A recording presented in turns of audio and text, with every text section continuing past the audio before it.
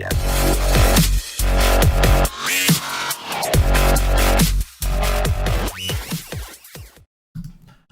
What is up, Wise Take Nation? CK013 here, joined. Wow, actually, I can't say once again because it's been a while. Can I say once again? I mean, I think it's been too long, Joe. I am joined, ladies and gentlemen, by the true OG, Patio Joe. You can find him on Twitter at Patio Joe Ref, but you probably already knew that. Ladies and gentlemen, bringing in with me the MLB season of 2019 for the first Wise Take MLB DFS podcast, none other than Patio Joe. What's going on, Joey?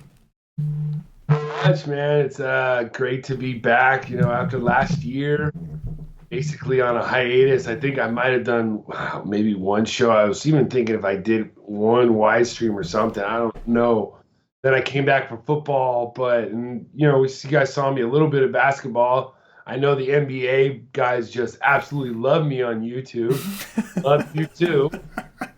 And so now, though, I'm back, and it's like, you know, 2-3 years ago when we first started, and it's me and you, CK, doing the YouTube shows before we even launched the site. Mm-hmm. So now we're here again. It's opening day. I now have 3 children. I had been before. So they're 1 year old now. They're healthy and they're awesome, but they're very challenging. But I'm very happy to be back this year talking baseball with the nation. And we are glad, more than glad to have you back, Joey. It's gonna be a fun year, man. Baseball, definitely. Like you mentioned, we started in baseball. I think we actually, we had the podcast for a little while, and then we, opened Wise Take halfway through baseball season, and that's like always kind of been, as a company, like our strongest sport as far as like how many analysts we actually have, and the knowledge. And I'm extremely excited, man. Coming off a really good basketball season for the nation, we had a bunch of 6-figure winners over there. Shout out to those guys. I think everybody's kind of ready for something new, something fresh. We are still going to be doing the NBA content at Wise Take. We're still going to be doing cheat sheets from Paulie. We're going to have a cash article, coverage in the Slack. May even have some recorded podcasts for the members to listen to. So we will still cover NBA Nation. And I want everybody to think that we just stopped covering NBA just because we stopped doing a free pod for it. It's not at all what is going on. With that said, it is baseball season, and we are, guns a-blazing, man. We got everybody ready. We got Patio Joe back. He's going to be rotating with Stevie Brown covering the cash games. We got Cam doing the cheat sheets. You know what I'm saying? Got Cam doing the cheat sheets. Me and then Dan on the GPP stuff. A lot of stuff we're going to be incorporating. We'll have some workshops, strategy sessions, as the nation knows, likes to call them. We're gonna have a lot, Joey. I'm really, really excited. And we have a massive opening day slate to talk about, much larger on FanDuel, but a massive slate. Joey, let me ask you about opening day in general. Opening day. What is your typical approach? Because we don't really know anything. We think we do. We're going off last year's stats, but we don't really know anything yet. Yeah, I mean, I like to basically cut down whatever my bankroll might be. I like to maybe cut it in half. I like to go more cash centric, maybe 2 or 3 lines, and just enjoy opening day, because you take opening day as a one-day snapshot, and wild things are going to happen, and you just can't really go off them. You can't predict what might happen. Some guy's going to hit 2 home runs, going to double dong, and nobody's going to know about it. Or nobody's going to have them, and it's just going to be a crazy day. And with FanDuel having 14 games and only excluding the last game, it makes it tough because there's a lot of places to go, but there's also a lot of pitchers that you want to attack, as well as maybe a lot of pitchers you want to roster. So it's going to be it's a fun day. Personally, though, I like to have a start. I don't like to go, full bore, waste all my bankroll day one. I'm always the bankroll guy here at Wise Take anyway. So I would say play more cash, a little bit of GPPs, have some fun. I like it, man. Coming from one thing that people may not know about Joey, uh, like Joey, you're obviously one of the more wild ones we have in the nation. I know, some people may not always realize that, but anybody that knows Joe knows Joe. You know what I'm saying? And yet you're also the most disciplined, which I guess is why you're able to be one of the more wild ones, like on the sneaks without anybody knowing and still maintain yourself. Like some of the stuff that you do, I mean, like even recently, right? Like you just lost what, 30 pounds or something like that? 33. Yeah, I'm at 33 pounds. 33. My man, like yo, you know how long I've been telling people I'm gonna lose weight. I'm about to lose weight, yo. I'm about to lose weight, and and like things you just don't. And then Joey tells me once, "Hey man, so I think I'm gonna lose some weight," and it's just like that, man. Like a month goes by, he's down 20. Next thing you know, another a few weeks go by, he's down 35. It's like so Joey is one of the more disciplined. But I gotta ask Joe, like you had said to me before the show last time, like so we're talking about a year ago, maybe 2 years ago, right? And I know your contest was always the $12 on FanDuel. You love that contest stuff. $12, 49 man, a perfect cash game contest. You know what I'm saying? Just add it to your cash game, small fields. And my man Joey before the show. Now, mind you, Joey hit $1,000 off $10 in NBA, a sport that he doesn't play. He hosts the Y streams. He works with Paulie, and then he just builds a team based on what they discussed. My man wins, takes it down, and then tells me, "I think I might be a little too big for the $12 now." I'm like, "Cash game." Yeah, I'll probably play tomorrow because it's a nice tournament to play. But it's like you look at it, you're like 150. It's not bad. It was good like 2 years ago, But even last year, I played last year like not very much, but I won the most money that I've ever won was last year, and I won more of the GPPs. Right. I mean, I broke the 300 club last year. Yeah. In baseball. So. And that was I think it was the $10 a single entry again that I won. So it just seems like if you can get a kind of like a bigger GBP win, you kind of move on from those tournaments. Of course, some of the professionals, they always seem to have their one or two in there. We know who you are. Well, that's but yeah, it's interesting. And it's I'll probably still play it a little bit, but yeah, I was kind of looking at it, I was like, yeah, it's only $150. It just doesn't do the same thing for you. I mean, you just took down an NBA GPP. Win this year, yeah. I mean, my man just took down an NBA at a sport he don't even know. He don't even play, and took down a G. He's ready. He's ready. And yet he's telling everybody, but make sure you go light though. The contest, I'm too big for that now. But you all should go light. All you people who didn't win a GPP and NBA this year, you should start off light. That's the way it is. So we, speaking of, obviously, Joe, we know that typically you run our cash games. You play tournaments. It's not like you only play one style. But let's talk about some of the differences for some of the newer people that maybe are still kind of lingering around, thinking about if they want to play basketball. Some of the differences that you notice between cash game lineups and tournament lineups.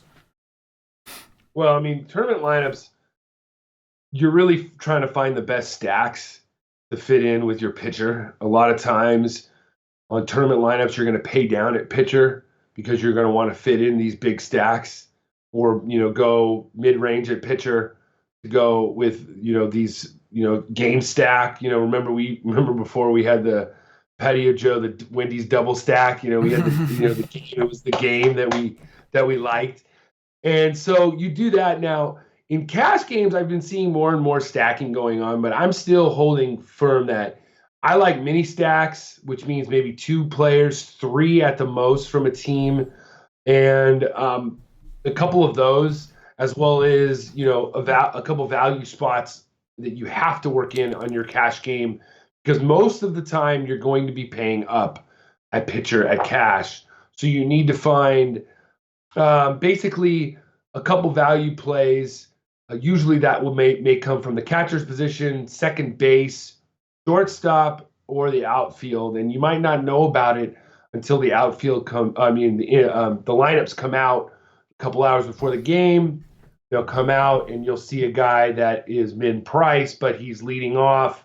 And he has a good matchup, and he's great to fit into your cash game lineup. That's what you really got to look for in when it comes to cash it's about fitting in your value plays with the big bats. And if those value plays can at least get, 2 or 3x, you'll be okay for the day. I'm with it, Joey. I'm with it. I like the. I do feel like in NBA, cash games are becoming really, really tough. Like the margin for error is slimmer and slimmer, with projections and basketball being the easier sport to project. The edge is very, very thin. Like the line of view, like every single night, like one play is going to make or break you because a lot of the chalk is hitting and all these different things. I do believe because of the variance and because of the lack of knowledge, like baseball is a little bit of a more difficult sport to figure out and understand from a fantasy perspective. But once you do, it's pretty easy. I mean, you're just, like you said, for tournaments, you're just doing stacks, finding the pitchers you like, rotating some options. But, I feel like there's still actually, in my opinion, a pretty good edge in cash games in baseball if you just know what you're doing. Like, I really like would you agree that, like, the edge is a lot more, like, preserved in baseball than it is in NBA at this point? Yeah, I mean, you let other people make the mistakes, in cash games. You have to find, like I said, you need to find the value plays to fit in with the big bats that you're going to find. And sometimes, like tomorrow, we're going to talk about it, with Bryce Harper. Sometimes you just kind of got to go with the herd because he's going to be 60% owned in cash games. And if he busts, well, he busts with everybody. But in tournaments, you're going to want to fade that. And the thing I love most about DFS baseball is that everything's fadeable on any day. We were talking about it before, how I don't really have that much of a desire to play Harper tomorrow, even though he has such a great matchup, because it's okay to fade, because we all know that Harper could be in Coors Field with the wind blowing out and still go 0 for 4. That's just the way it is. And baseball is about embracing the variance, and I love it because in other sports, it's hard at least for me, to embrace the variance that happens like in NFL or in NBA, because there's not as much variance as there is in baseball. I'm with it, man. I think that's, and like you said, it's about letting the other people make the mistakes. Yeah, man, I couldn't agree more. And in tournaments, man, like you said, like stacking, man, stack. That to me, that's the key in tournaments. You want lower ownership. That's relevant in every DFS sport you play, and you need upside. You want low ownership. Low ownership is nice. That makes things easier if you have a low owned stack that goes up. But what you need is upside, and the best way to maximize that upside over the course of a full season is if you stack and use the correlations. So, without further ado, let's go ahead and start talking about opening day. We've got a monstrous slate. We're not going to go position by position. We're not going to go game by game. We're going to just kind of talk about the slate. We are going to talk about the pitchers.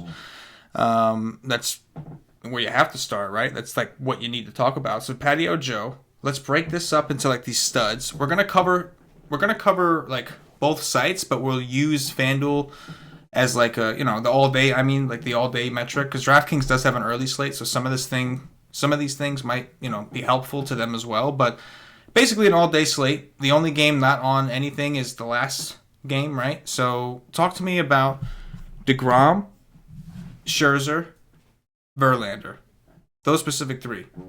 Yeah, I mean, I think that you could pick either. You could pick either all three of them.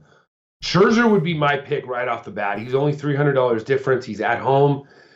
He struck out like 10 or 12 guys in his last spring start, which like the last person to do that was like 5 years ago. He's facing a Mets lineup that doesn't really impress me. And then you have DeGrom on the other side that's only going to be facing two lefties. So you love him. And then you got Verlander that's going to be facing that weak Tampa lineup. So I think you are fine with either one of those three. If it happens to fit that you could only fit in, enough for DeGrom and you can't afford Scherzer, that's fine. But personally, I would probably go with Scherzer if I'm going up with one of those top of three. And then if I'm looking down, I'm basically not even looking at the next four guys. And then until I get to Tanaka, and the only reason why I'm looking at Tanaka tomorrow is that he's the biggest favorite on the board. And so, I mean, what do you think? Yeah, man. I think that on DraftKings, it's a little bit of an even conversation, right? Verlander's ownership should be ridiculously high. On FanDuel, they really kind of make you think. I think like Scherzer is always like a guy that you just feel more comfortable with and you want to try to get. But in terms of like actual matchup and thinking about the potential strikeout upside, I think the matchup for Verlander is better for strikeouts. The Mets were really only a team you wanted to attack with lefties, and now they do have Robinson Cano, a guy that doesn't strike out a ton. Jeff McNeil, a guy that doesn't strike out a ton. So I think that like you could never really go wrong taking Max Scherzer. I don't expect him to get shelled by any means, and I know people might think I'm being biased because I am a Mets fan, but I'm sort of interested on FanDuel to come down to Verlander. But you have to ask yourself, is it worth $300? Right? Like for only $300, you can have. I understand the matchup is better. The ballpark is really good for Tampa, but it's really not bad in both this time of year. Washington's a pretty big park, also. Without the heat, without the humidity. It's a tough one. Who do you think is going to be the most popular, Scherzer or Verlander on FanDuel? On DraftKings, we already know that DeGrom and Scherzer aren't even there. But on FanDuel, I think who it's would you think? Scherzer. Yeah, I think it's going to be Scherzer. because if you can get him, why wouldn't you, right? Yeah, but I mean, what you said about Verlander makes him, I think, ahead of DeGrom, in my opinion. I think that Scherzer might have a little bit more. There's some few lefties in there that could give him a little bit of trouble, like you said, Cano and stuff like. So I kind of I kind of don't mind what you said, but those three, it's all about what I think basically fitting. Maybe put one of them in at start, and then see where you could go. Maybe put Verlander in to start and then build your bats around that. And then if you can go up to Scherzer at the end, then fine. But if you can't, Verlander will be fine. Right. Yeah, it's definitely a pretty close call. Let's drop it down a little bit. These other guys probably in consideration. Well, definitely in consideration more so for tournaments. Now we're starting to get into some of these guys will be on both slates and some of these guys only on FanDuel. But we've got Blake Snell at home against Houston on the other side of that Verlander game. We have Aaron Nola at home against the Braves. Corey Kluber at Minnesota. We'll actually take it down. Jameson Taillon going against Cincinnati. Tanaka at home against Baltimore, who you mentioned. You touched on Tanaka. He is the biggest favorite, I understand, right? Yeah, he's like almost a minus. He's like minus 369 on Labs last I checked, and yeah, minus 369. And in FanDuel, if you're looking for you're hoping you just get 6 innings, he gets you a QS and a win. I don't know if he's going to strike out a ton, but I just don't know if his price is that depressed from the other guys above him to where I really want to go with him in cash tomorrow. Definitely not in tournaments. What do you think about? I mean, DK, are you looking at that on DK at all, or is he? To me, he's a cross out definitely on tournaments. Now, in cash, I can understand pitching him because but I don't see him, throwing up a 50 burger at all. Oh, you're talking about Tanaka? Yeah. Yeah, I mean, on DraftKings, you'd have to play him on the early slate, which is still a decent 5-game slate. So, like, if you separate it to the pitchers that you're working with, I think he'll probably look a little better. Let me see. Oh, no. I'm sorry. No, absolutely not. No, I don't know what I was thinking. Yeah, DeGrom is only like $1,200 more expensive. So I'd be finding a way to get to DeGrom. So I'm okay with Tanaka, I guess, in tournaments, but I am with you. I think we're concerned about ceiling, like you said. We're a little concerned about ceiling when you're competing against like Scherzer, DeGrom, those kind of people. The only real benefit to Tanaka is you're saving the money. So if that's going to help you get the bats you want, then that's fine. If those other guys were to hypothetically bust, talk to me about like somebody you think would be a nice like tournament option. So we know like it seems to me like in cash you're going on FanDuel between Scherzer, DeGrom, and Verlander, right? That's going to be the ideal. And then on DraftKings you only have Verlander, so it's going to be him, and then you're plugging in someone else most likely. So give me somebody that you think could be a nice little tournament play. I mean, guy that I'm looking at in tournaments is Jose Barrios at 8,900.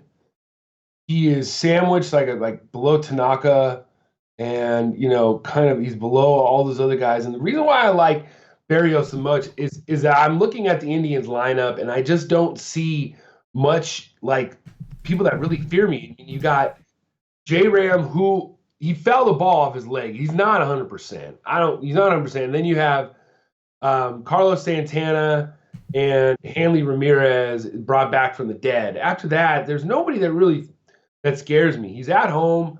He's got good upside. He's thrown 60s. He's thrown 60s up there before. And at his price below 9K, when it comes to a mid-range GPP guy, I'm really liking Jose Barrios tomorrow. That's my guy on opening day. And something I'll tell everybody about when it comes to MLB DFS guys. A lot of times on these big slates, it's about taking a stand and saying, this is what I'm going with today. I'm being good with my bankroll. And if it doesn't work out, guess what? The minute they say play ball, I'm on to the next day's slate. I'm already breaking down Friday's slate. That's what you got to do in baseball. It's always, you guys got to keep going and keep going and keep going and just keep playing, and then you're going to hit it. That's what baseball is about, especially opening day guys. So you know what? You like your guys, you like them, play them, move on to the next day if it doesn't work out. It's okay. It's not going to be the worst thing in the world. All right? Well, I'd tell you one thing we know for sure is nobody on the Cleveland Indians is playing Fortnite in that locker room. Not with Mr. Carlos Santana back around. There will be no Fortnite in the Cleveland Indians locker room prior to that game tomorrow. That I think we know. I like the call on Barrios, man. Like Barrios, we are talking tournaments here, talking about getting a little different.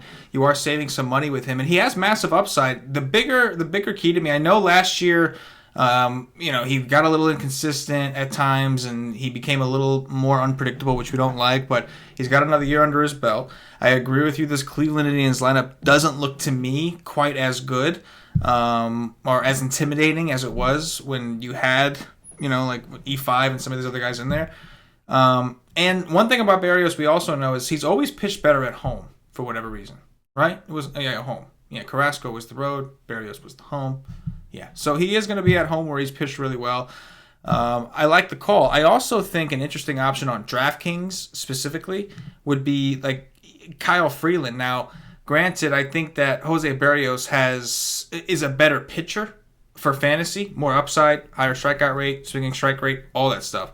But I do think that looking at the matchup that the team Miami Marlins are going to put out there, man, like they really didn't do it a whole ton to improve. And it looks like they've added some strikeouts in there, at least against lefties. So I think Kyle Freeland at a very similar price is also somewhat interesting, and a guy that I think I want to get a piece of when I'm, rolling out multiple teams.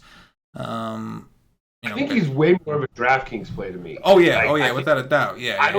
I don't see at night like FanDuel at 9,200. I just don't see the strikeout upside, even with the good lineup or the bad lineup that the Marlins have. Yeah, no. I agree with you on that. He's someone I would more likely roll the dice with on DraftKings. Absolutely. Guy I want to throw at you is from my team, the Dodgers. He's a cat to me. I think he's a decent cash option. If you weren't going to go the big boys, I would go Ryu, because here's what I see Ryu tomorrow: 6 innings, 6 strikeouts, 2 runs. Dodgers win 5-2. That's what Ryu give you. It's not going to be flashy. It's just going to be vanilla. You know but like I don't know if in cash you might need. I don't know if you could take the risk of not playing a Verlander or Scherzer or DeGrom. You know what I'm saying? Because like those guys, I'm just saying people pay down sometimes in cash too. I'm not saying we are going to, but people pay down. So giving them the option. You know what I'm saying? That's who I would, if I was going to go. That would probably be the lowest I would go. Yeah. Anybody in cash is Ryu at 8,500. And obviously on DK you got to go with 2 pitchers. So where are you going? Who are you pairing with? Your second pitcher on DK if you're doing cash or. Oh God! Right now it's not pretty. It is not pretty. I mean, you could. Depending on like how much value, we haven't looked at like a ton of the bats, but like depending on how much value there is, I would assume that some people are going to try to pay up for both. Like, I think Verlander's definitely going to be a guy they put in. I wouldn't be. Then there's going to be those people that do the double pay up in cash on DraftKings, and they'll go with Corey Kluber. I typically prefer to save money at the SP2. This way I can have the money flexible to get some bats. So, like, and from a tournament perspective, I'm looking at, like, Brad Keller, Eric Lauer, guys that can just kind of get me value, hopefully. And maybe I get lucky on DraftKings and they go a little deeper into the game, things like that. But in the cash game scenario, I do think I'd probably, with opening day, that much variance kind of coming in, a lot of things we don't know, I'd probably try to find a second guy to pay up for. And that's where it gets a little, like, dicey. Like, going 11K for Verlander and 10.5 for Kluber does not feel like the optimal way to go. But, I guess that's really what you're looking at. I think you're either going to the bottom or you're just going to have to shuffle through and pick one of these dudes between, fucking like Greinke, Barrios, Freeland, Ryu. I think that's probably going to be what most people do. I just don't think a ton of people are going to want to roll out like a Brad Keller on opening day. You know what I'm saying? Or I mean, on FanDuel, if you're going to punt at pitcher, that's where I'm going. I mean, I'm going to go all the way down. He's no worse than the guys around him. He's no worse than the guys around him at 6,200. If you're going to punt, I don't mind going Keller. He's facing a team last year that struck out 25% of the time. So, I mean, he doesn't have that much K upside. That's the only negative, but he's at home. If you're going to roll the dice because of the weather, because that's our only weather game, that's another negative against Keller, but that's who I'm punting if I'm going to go down there and I'm going to take that risk on FanDuel. Is there anybody else on FanDuel you would GPP wise take a risk on down below? Like cheap, like to try to save some dough.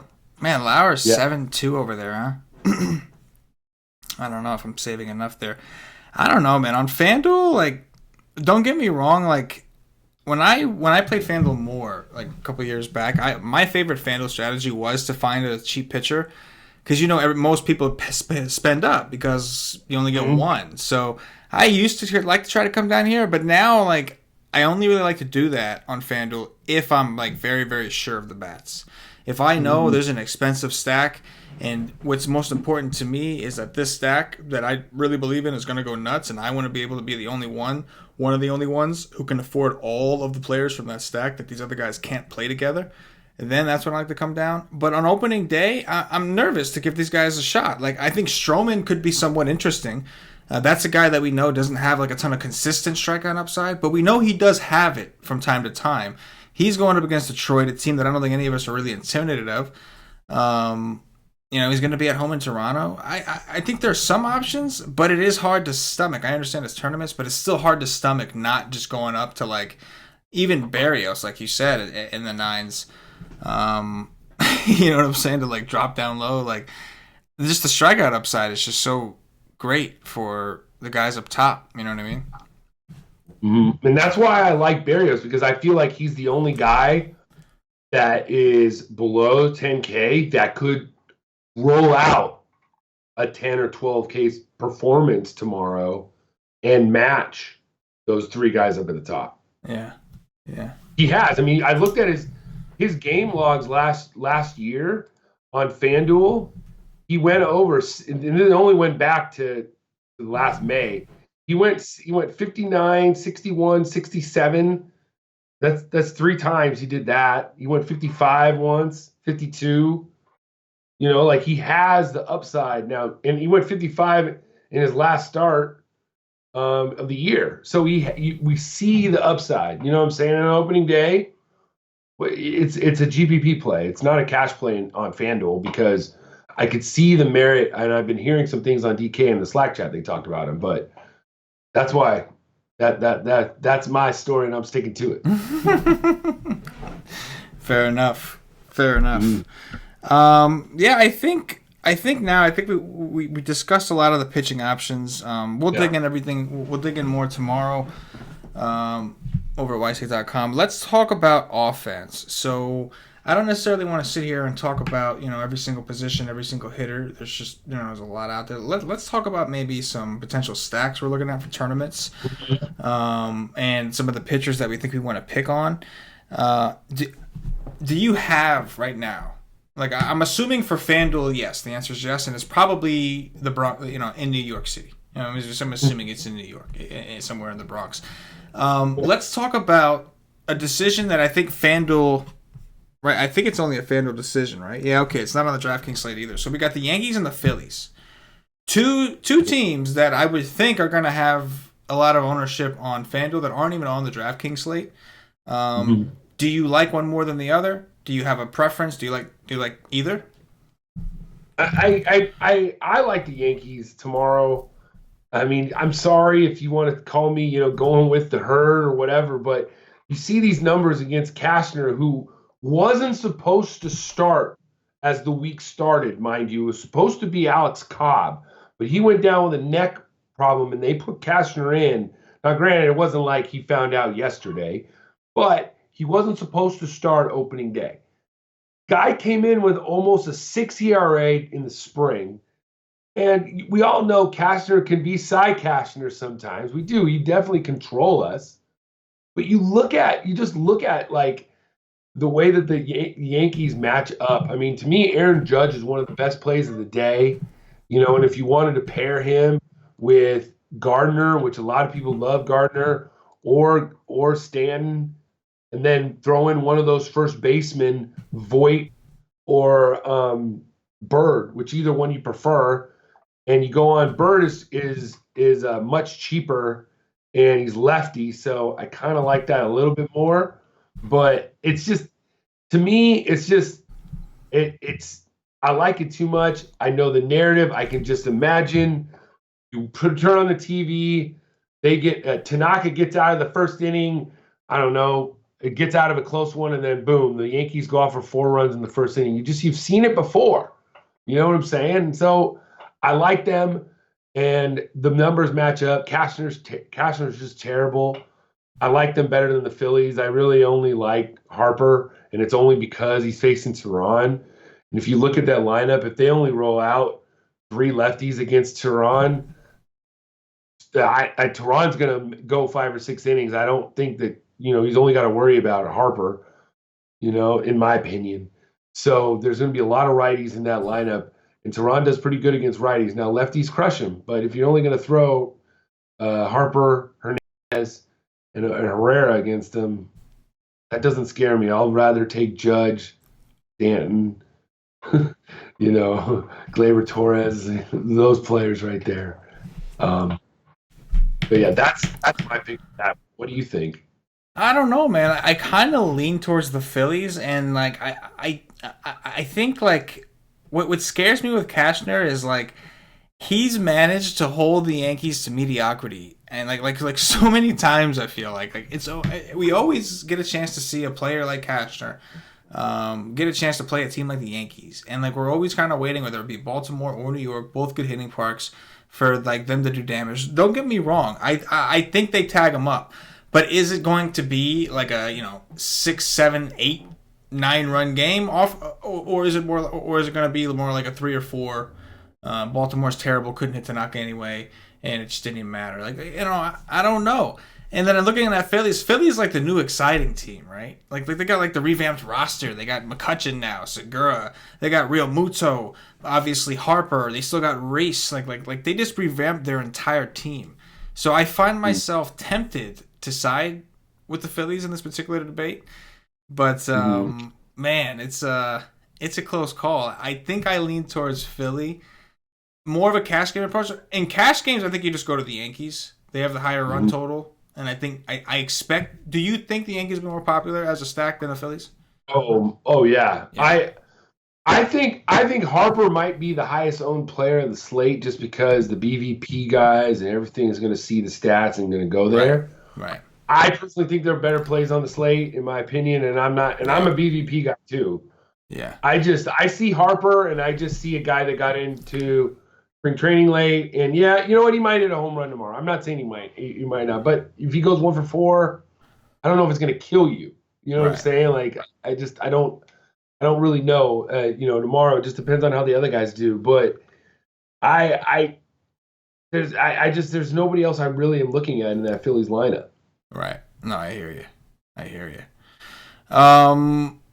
What else? What other? So that's going to be on the FanDuel main slate. That's only on the early slate for DraftKings.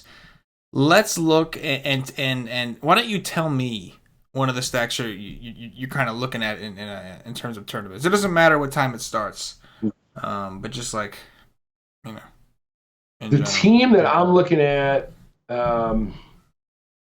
that I really think we can maybe jump on them. They have the third highest run total. I like the Blue Jays tomorrow against these Tigers. The main reason why is I think if the Blue Jays can get to Zimmerman fairly early and get into this Tigers bullpen is just, they have guys that just love to give up home runs. So I'm going to have a Blue Jays stack tomorrow. Hernandez, Smoke, maybe Drury. That might be me, because I don't think they're going to be very high owned, in my opinion, even though they're the third highest run total. People are going to look at their names and it's not going to be flashy enough for them. So I think it might be decent to put in with a stack, with the chalky stack like the Yankees or the Cubs. I think the Cubs are going to be pretty chalky too. Yeah, I agree with that on the Cubs, especially again on DraftKings, because so far the Yankees, the Phillies, and the Blue Jays, another team. They're not on it either. Yeah, none of them are on the DraftKings slate. So I think that's going to increase the ownership of the Cubs going up against Mike Minor.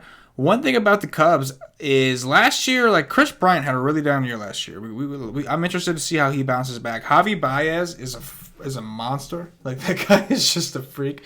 Just the amount of power that dude has, and we know he smashes lefties. But overall, they were very disappointing last year against lefties. So I'm curious to see how they do. One of the sneakier, maybe it's not so sneaky on DraftKings because a lot of these totals are pretty low, but one of the teams that I was kind of looking into are the Oakland A's.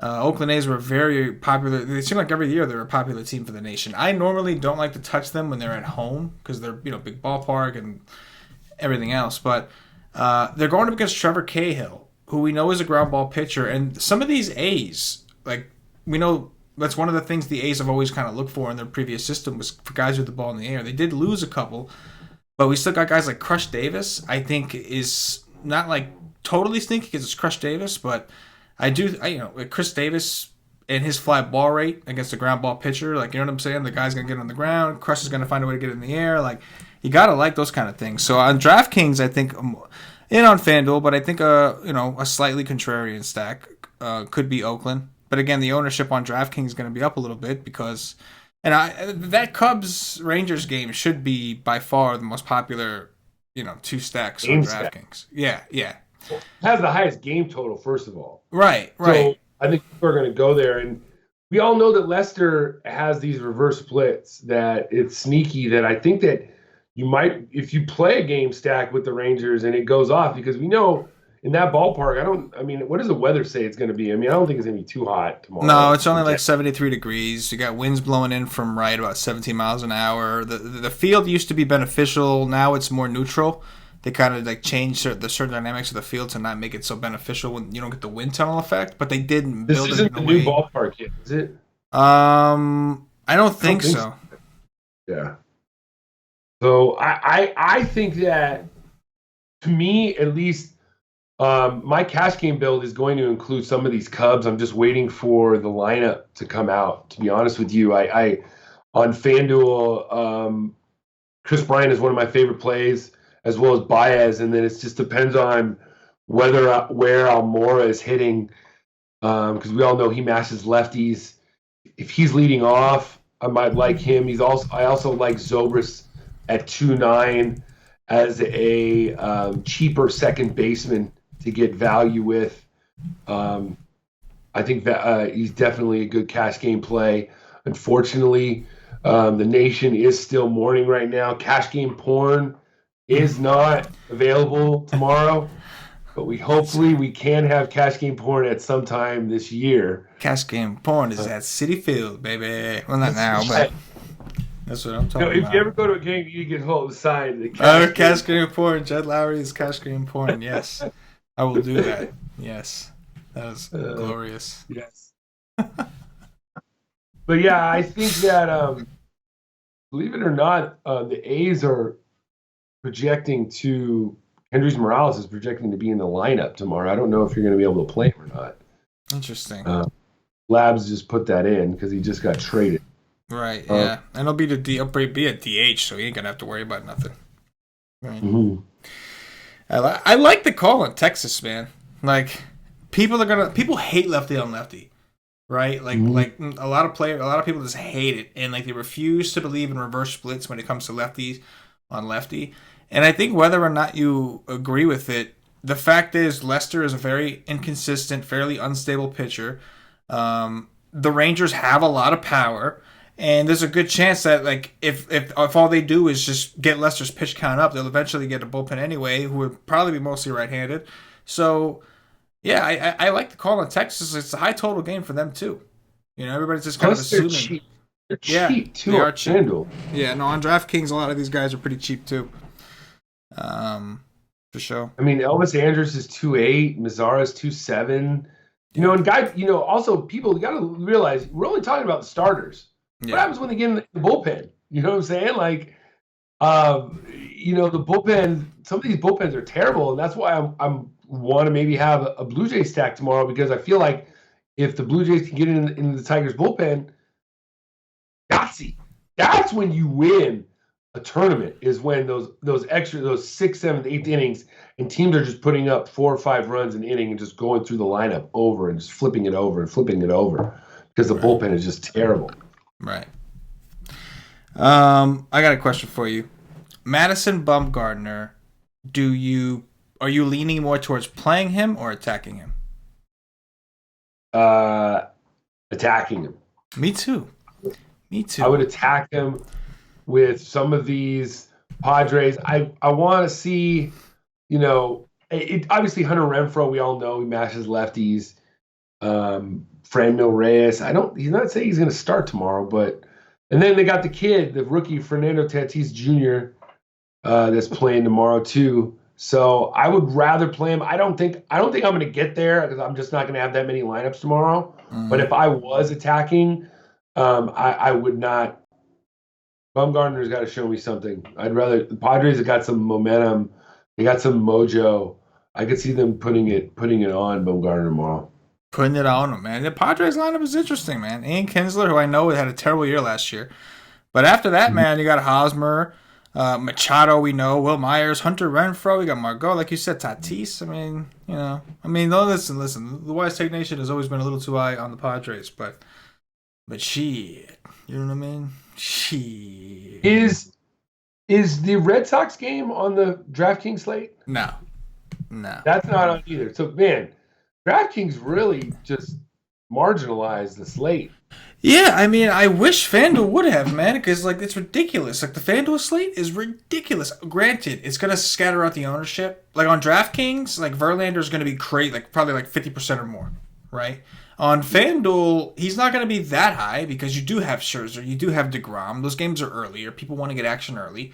You know, on DraftKings, think about how many the best stacks the most obvious like chalk stacks we just talked about are all in the early slate for DraftKings. None of them. So like they kind of concentrated the ownership a little bit more over here, but at least it's not massive, man. These massive ones are just wild. Like, you know. Well, Friday we got an 8-gamer. Friday's gonna we have an 8-gamer. So yeah, that'll be nice. Yeah, that'll be pretty sweet compared to this shit. All right, so why don't we do this? Let's plug in let's pick we'll say three players on FanDuel, 4 players on DraftKings. Let's just do a first look cash game build. All right, you up for it? Yeah, let's do it. So we'll do FanDuel first. I'm assuming you're gonna want to ideally. Now, we know you had mentioned if you're desperate for money, there's a couple guys down low you could take a chance on. But ideally, Who are we plugging in for FanDuel in a cash game? Pitching. Pitching? Yeah, pitching. Let's go with Verlander right now. Okay, I can rock with that. We'll go with Verlander. I want to go with Verlander right now just because we'll start off with them, and then if we want to go up to Scherzer, we can. If this Rays throw out that lineup, it's kind of gross what I saw. It is pretty gross. There's no doubt about that. It's pretty gross. So. All right. Who's like a priority hitter you want to jam in there? Like expensive, like Harper, is it for you? In a Honestly, I want to say no. I really, really do. I want if the guys I want to put in right now is probably Javi Baez. Baez, interesting. All right, so he'd be 3,900. All right, that's a pretty good price in comparison. How much is Harper on FanDuel? 4-4. 4-4. Wow. Are there any particular value pieces you have in mind? Like, I know, like, we won't know until the lineups actually come out, but we're looking. We do have projected lineups to work with. Right now I'm gonna go with just the thing I know. I'm gonna go with Albert Almora, 2,500. So kind of like leaning on the Cubs a little bit there. I like that 2,500. Should lead off. There you go. He's either gonna be leading off, or he's gonna be maybe batting right behind Baez. That's what Right. Labs have. So if that happens, you got a little mini stack there. Then if you want, I also love Bryant. Yeah. So honestly, Bryant had a good spring. Bryant was hurt last year. Everybody got to remember that, and he's healthy now. And I'm more on to him. And then probably if the other guy I would go to, if I didn't go to Bryant, it would probably be Judge. I just think he's homering tomorrow. He's almost. I believe he's homering more than Harper. Yo, please, you got FanDuel pulled up, right? Yeah. Please look at the picture that FanDuel used of Manny Machado. It's like, what? Oh, his head is like way bigger than everybody else's, and on top of that, he's got this crazy like hard cheese on his face, just like he's cheesing hard, man. Like they played my man out, from his his press conference or something. He's like, oh man, they played my man out with that. The Harper looks like a good old boy, isn't he? Like, Harper's look like a good old American boy. That's hilarious. Their heads are so much bigger because they're newer pictures, so their heads are like ginormous in comparison to the people around them. All right, let's go to DraftKings real quick. We'll do this for the main slate, not the early slate.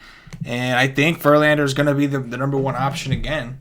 Like, you don't have all those other guys. You got Kluber and all these other guys under him. I think that most people will try to do the double spend up and go to Kluber. So I that's something that I kind of expect to see. And then after that, I think it's going to be fairly spread out. So let's see what would happen. Like, if you were going Verlander and you were trying to jam in Kluber, we would really, really need some some value to allow us to do this, and I just don't know. I see. The problem with I see this is that on opening day, boy, it's just I just don't see that just all these guys opening up all of a sudden because we should know. It's like we should know, like the prices have been out for a while, so you're not really going to have a mispriced sort of player. Yeah, you know what I'm saying? Like even guys like Eloy Jimenez or you know what I mean? Like the rookies that they called up, they still put them at a price where they're not like min price. Yeah. So it's not like you want to play the rookies. Or lock them in. You know what I'm saying? So I wouldn't. I would probably go to like that next tier down. They go to like a Ryu or something. Ryu, Freeland, Barrios. I don't hate the idea. Like maybe more of a tournament thing. I gotta see, but it may not be a terrible idea for to consider Lauer in this spot. I mean, the Giants are going to be throwing out like 4 or 5 lefties, I think, against Lauer. He's only 5,600 over here, so you'll be able to afford the hitters you need to get. And the Giants are projected for 3.7 runs. That's one of the lowest on the slate.